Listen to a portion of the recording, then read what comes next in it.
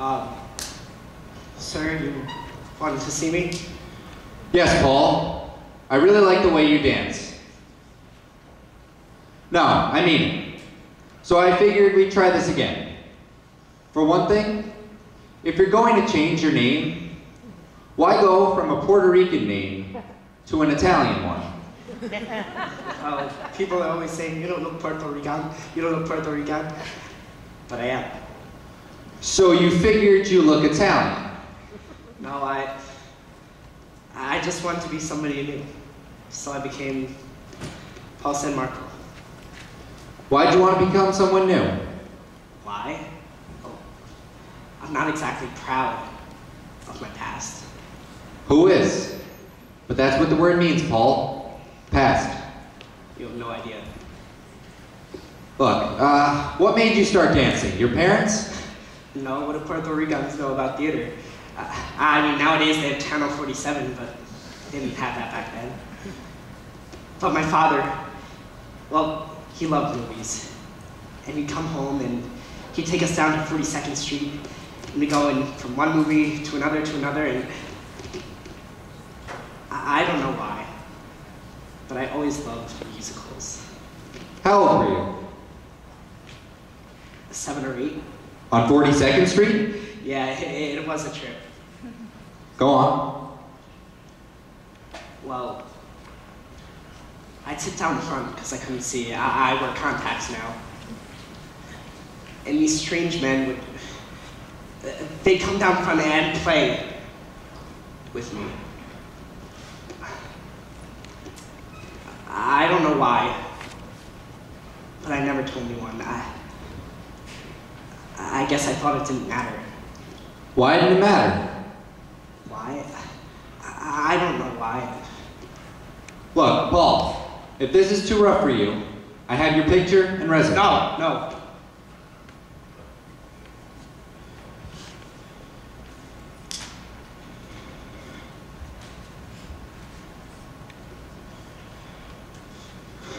Okay. Well, from all those years of seeing movie musicals, I used to dance around on the street all the time, and I was always being caught.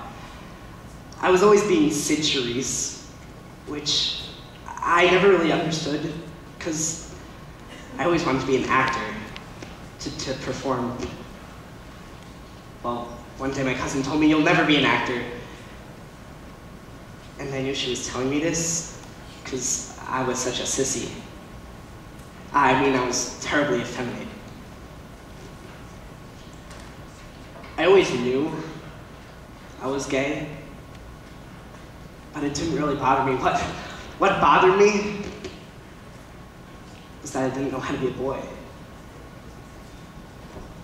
Well, one day I looked in the mirror and I said, "You're 14, you're a faggot. What are you gonna do with your life?" Well, I was in Cardinal Hayes High School at the time. There were like 3,000 boys there. I had no protection anymore. No homeroom where I could be charming and funny with the boys so that they'd fight my battles for me. I liked school, but my grades got so bad, even if I knew the answer to a question, I wouldn't raise my hand because I'd be afraid that they'd make fun of me. Call me names in the hallway. Well, one day, I walked down to the principal's office and I said, "I'm a homosexual." Well, it was a Catholic high school, and at the age of 15, he didn't just say that. And he said, "Would you like to see a psychologist?" So I did. And he said, "I think you're very well adjusted for your age, and I think you should quit school." So I did. But I really didn't want to. I just couldn't take it anymore. See, when I quit school, what I was trying to do was figure out how to be a man. But since then, I realized that I am one. was just looking for the wrong thing. See, I thought being a man meant being a butcher.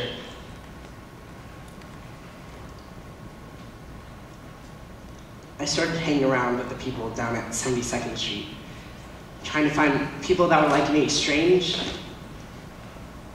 but like me. Well, when one of them said that the Jewel Box Review, you know, the drag show, was holding auditions for dancers, I went on down. See, from all those years of being Sid Charisse, I could turn to anything at my audition. But they said, "You're too short to be a boy. How would you like to be a pony?" A pony? Yeah, a girl. Show us your legs. But I have hair on my legs. That's okay, come on upstairs.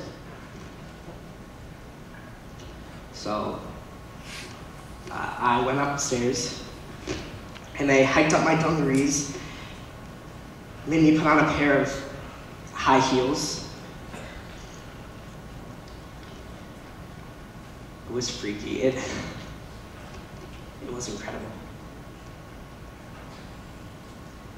Well, I went back downstairs and they said, "Ooh, you have wonderful legs." Really? Terrific.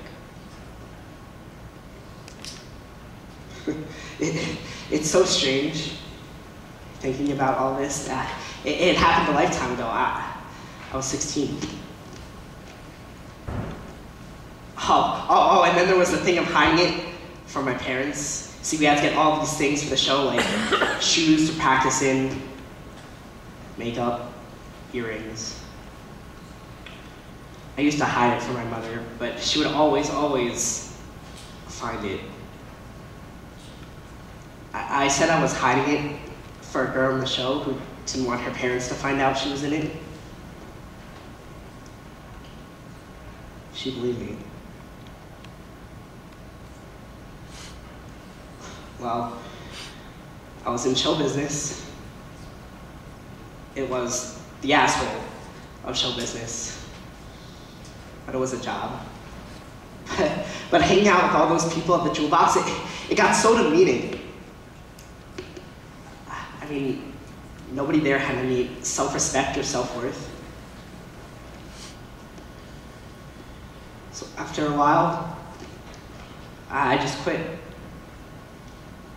Sure, I floated around for a while. I got a job as a waiter, an office boy.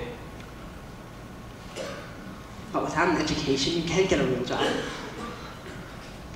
So when the Jewel Box called and asked if I wanted to come back,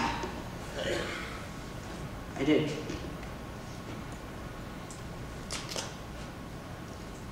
We were at the Apollo Theater on 125th Street doing 4 shows a day and a movie. It was really, really tacky. The show was going to Chicago, and my parents were going to drop by my luggage at the theater after the show was over. We were doing this Oriental number, and I looked like Anime Wong. I had this huge gold headdress with 2 great big chrysanthemums on either side of my head and gold balls hanging all over it. We were going on to the finale. And who should I see? Standing by the stage door. My parents, I freaked out, I didn't know what to do. So I said, okay, you'll just walk straight past them, like all the others, and they'll never even realize you were there. So I took a deep breath and started down the stairs. And as I walked past my mother, I heard her say, "Oh my God."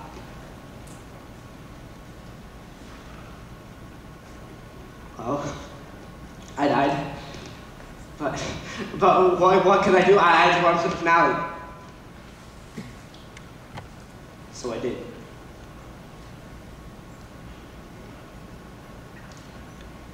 After the show was over, after I'd finished getting dressed and taking off my makeup, I went back downstairs, and there they were, standing in the middle of all of these.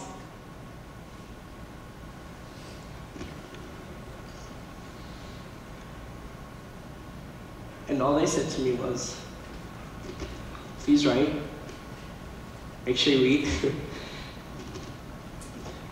and take care of yourself.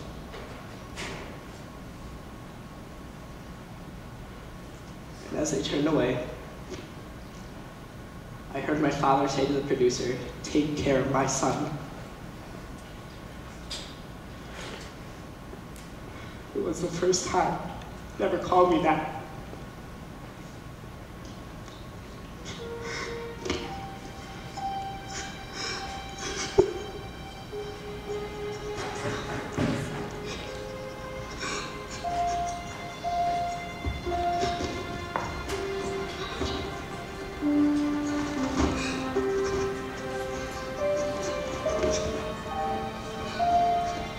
Excuse me, Zach? Are you ready for him yet?